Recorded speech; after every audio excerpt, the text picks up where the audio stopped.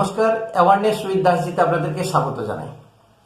আমরা জানি গিরগিটি সে প্রয়োজন মতো পরিবেশগতভাবে সে রং বদলায় শিকার ধরতে বা নিজেকে বাঁচার জন্য। আমাদের পশ্চিমবঙ্গে যত প্রিন্ট মিডিয়া আছে, আনন্দবাজার, বর্তমান, এই সময় অনেক ভালো প্রিন্ট মিডিয়া বন্ধ হয়ে গেছে। এই যে আনন্দবাজার বিশেষ করে এবং বর্তমান, আনন্দবাজার খবরের কাগজ এবং এবিপি আনন্দ যে নিউজ চ্যানেল, নিউজ এজেন্সি আছে, এরা প্রতিনিয়ত হিন্দু বিরোধী একটা এজেন্ডা বলুন বা একটা খবর প্রকাশ করত। যাই হোক, যেখানেই হোক, হিন্দু অত্যাচারিত হচ্ছে, বাড়ি ঘরদোর জ্বালিয়ে দিচ্ছে, মুসলমান দ্বারা আক্রান্ত, সেখানে হিন্দুদেরকে হাইলাইট না করে মুসলিমদেরকে হাইলাইট করা, বলতো মুসলমানদেরকে ভুল বোঝানো হয়েছে। এরা সেরকম নয়। আজকে অপারেশন সিঁদুর নিয়ে বিভিন্ন মিডিয়া বিভিন্ন রকমের মন্তব্য, ভারতের হয়ে মন্তব্য, কিন্তু টাইমস অফ ইন্ডিয়া, টেলিগ্রাফ এবং আনন্দবাজারের মতো পত্রিকা এরা ঘুরিয়ে পেঁচিয়ে খবর করে।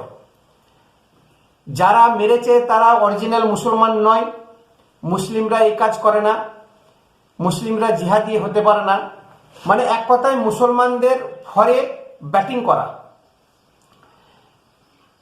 ঠিক 4 তারিখের আগে পর্যন্ত দ্য টেলিগ্রাফ, আনন্দবাজার এরা বিজেপির এগেনস্টে প্রচার করে গেছে। 3 তারিখ পর্যন্ত লিখছে বেঙ্গল ভোটস এগেনস্ট কমিউনালিজম। আবার দেন যখনই 4 তারিখের রেজাল্ট বেরিয়ে গেল এবং দেখলো মোদি এখানে জয়লাভ করেছে, বিজেপি সরকার ফর্ম করবে, তখনই 5 তারিখে নিউজ পেপার বেরোলো বিজেপিস বেঙ্গল, গেরুয়া, একদম গেরুয়া রঙে রঙিয়ে পেপারটা বা প্রিন্ট সেইভাবে করা হয়েছে। তার আগে বিভিন্ন রকমের ন্যারেটিভ, বিজেপিকে একটা দেশদ্রোহী পার্টি, বিজেপিকে উৎখাত করা, হিন্দু জাতিকে উৎখাত করা, হিন্দুর এগেনস্টে নানানভাবে কন্টেন্ট ক্রিয়েটিং করা। যে সমস্ত সিপিএম বা মানে কমিউনিস্ট আছে যারা লিবারেল, তারা বলতো যে দেখো টেলিগ্রাফ, আনন্দবাজার কত সুন্দর লিখেছে, এই বিজেপি গদ্দার নরেন্দ্র মোদী দেশটাকে বিক্রি করে দেবে, এই নরেন্দ্র মোদী আছে বলে আজকে গরিব মানুষ পথে বসেছে। মানে বিভিন্নভাবে খুব সুন্দর, এত সুন্দর করে ন্যারেটিভ লিখতো বা লিখে এই আনন্দবাজার এবং টেলিগ্রাফ সঙ্গে সঙ্গে দেন পাল্টি মেরে দিল। সেন্ট্রালে বিজেপি আছে, এবিপি নিউজ কন্টিনিউ সে তার দালালি, এখানে মমতার দালালি করতো টিএমসির ভোটটাকে বেশি করে বাড়ানো এবং মুসলিম সম্প্রদায়কে রক্ষা করা। তার কারণ এবিপি আনন্দ বলুন, সিপিএম বলুন, যত লিবারেল আছে, যত কমিউনিস্ট মেন্টালিটি আছে, তারা কিন্তু কোনোদিনই চায় না যে এখানে হিন্দু জাতির উত্থান হোক। সেই সুমন যখনই দেখলো যে বিজেপি প্রায় চলেই এসেছে, সঙ্গে সঙ্গে মমতাকে আক্রমণ শুরু করে দিল।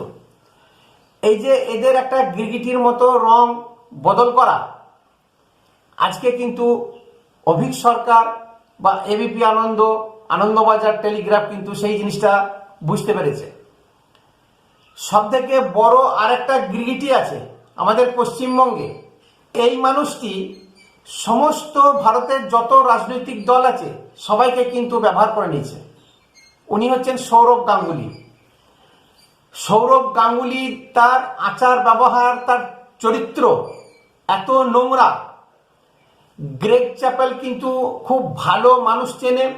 আমরা গ্রেগ চ্যাপেলকে গালাগালি করেছিলাম, আমরা গ্রেগ চ্যাপেলকে ভিলেন বানিয়েছিলাম, কিন্তু আজকে আমরা বুঝতে পারি গ্রেগ চ্যাপেল সঠিক মানুষ ছিল এবং উনি মানুষ চিনতে পেরেছিলেন। এই সৌরভ গাঙ্গুলি অশোক ভট্টাচার্যকে সিপিএম এর ব্যবহার করে জমি জায়গা নিয়ে স্কুল করবে, সিপিএম চলে যাওয়াতে সঙ্গে সঙ্গে মমতার আঁচলে আশ্রয়, মমতার কাছ থেকে যত রকমের সুযোগ সুবিধা নেওয়া সব কিছু নিয়েছে। যখন বিজেপি উত্থান হলো 2019-এ, সেই বিজেপির দলে ঢোকা বা বিজেপির মাধ্যমে, অমিত শাহের মাধ্যমে সিএবি চেয়ারপারসন বলুন, বিসিসিআই চেয়ারপারসন, সে কিন্তু দৌড়ে নিয়ে নিল।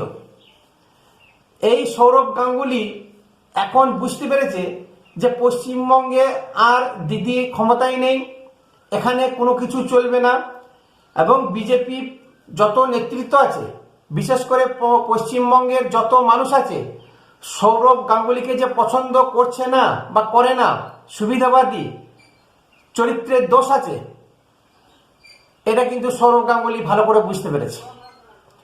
তাই সৌরভ গাঙ্গুলি উত্তরপ্রদেশের যোগী সরকারের কাছে পৌঁছে গেছে।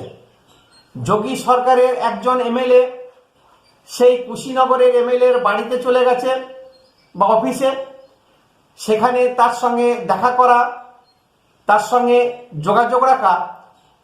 আবার চাইছে যে সেই কেন্দ্রীয় নেতৃত্ব বা যোগী সরকার বা যোগীর মন্ত্রিসভা থেকে কোনো বিজেপি নেতৃত্বের মাধ্যমে যদি পশ্চিমবঙ্গে কিছু করে খাওয়া যায় এবং বিজেপির যে টিম, যে নেতৃত্ব আছে, সেখানে নাক গলানো যায়। এই যে ধান্দাবাজ একটা লোক, যখন বিজেপির উত্থান হলো, সারা ভারতবর্ষে সবাই রে রে করে পড়ে গেল। সৌরভ গাঙ্গুলি কিন্তু তখন বলেছিলেন যে এখানে ভালো মানুষের জায়গা নেই, পশ্চিমবঙ্গের জনতাকে শিক্ষা নিতে হবে, পশ্চিমবঙ্গের মানুষকে এক্সপোজ করতে হবে। যে বিজেপি নেতৃত্ব এই সৌরভ গাঙ্গুলির মতন মানুষকে জায়গা দেবে, সৌরভ গাঙ্গুলি যে শালবনীতে কারখানা করব বলে যে জায়গা নিয়েছে, সেই জায়গাটা যাতে বিজেপি না নিতে পারে। এত ধুরন্ধর মাল কোথায় গেলে, কার কাছে গেলে যে নিজের জিনিসটাকে রক্ষা করা যায়, নিজের যে আমার না পাওনা গন্ডায় হিসাব বা নিজের জায়গা একটা পাকাপোক্ত করা যায়, সেটা কিন্তু সে খুব ভালো রকমের জানে। এই গিরগিটিগুলোকে চিনে রাখুন। এই গিরগিটি আর যাই করুক, দেশের মঙ্গল করবে না, রাজ্যের মঙ্গল করবে না, জনগণের মঙ্গল করবে না। সে নিজের পেট ভরার জন্য, নিজের আখের গোছাবার জন্য কিন্তু প্রত্যেক দলই আশ্রয় নেয়। নমস্কার। ভিডিও ভালো লাগলে শেয়ার অবশ্যই করবেন, একটা সাবস্ক্রাইব করবেন, কমেন্ট করে আপনার মতামত জানাবেন।